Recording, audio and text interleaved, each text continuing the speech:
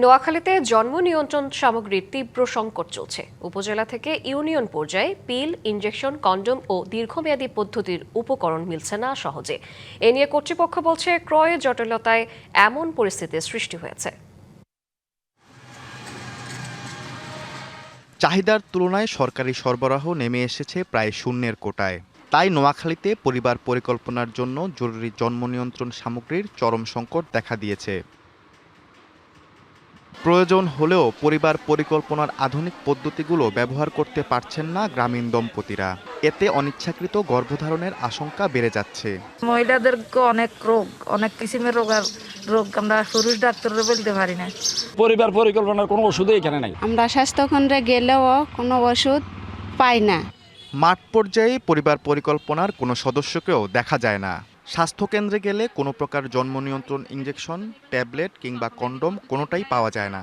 আগে স্বাস্থ্যকর্মীরা বাড়ি বাড়ি যাইতো, যে জন্ম নিয়ন্ত্রণের সামগ্রী বিতরণ করত, কিন্তু এখন আর সেটা পাওয়া যাচ্ছে না। ওনারা তো আসেই না।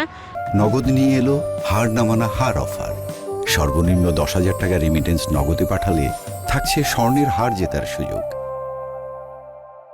স্বাস্থ্যকেন্দ্রে গেলেও আমরা সেগুলো ঠিকমতো পাই না। আমাদের পিল, কন্ডম, ইনজেকশন, দীর্ঘমেয়াদী পদ্ধতি আমাদের কিছুই নাই।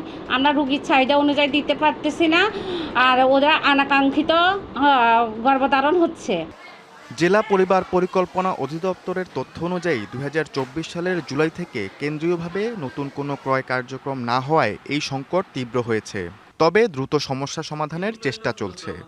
বর্তমানে আমাদের ওষুধের স্বল্পতা, সরবরাহের অভাব এবং আমাদের কন্ট্রাসেপটিভসের সরবরাহ প্রায় নাই বললেই চলে। অগাস্টের মধ্যে আশা করি আমাদের এই যে লজিস্টিক্সের যে স্বল্পতা, যেটা ক্রাইসিস যেটা রয়েছে, এটাও আশা করি আমরা কাটিয়ে উঠতে পারবো।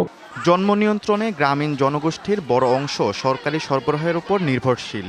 তাই দ্রুত সমস্যা সমাধান হবে এমনটাই চান সবাই। DBC news desk.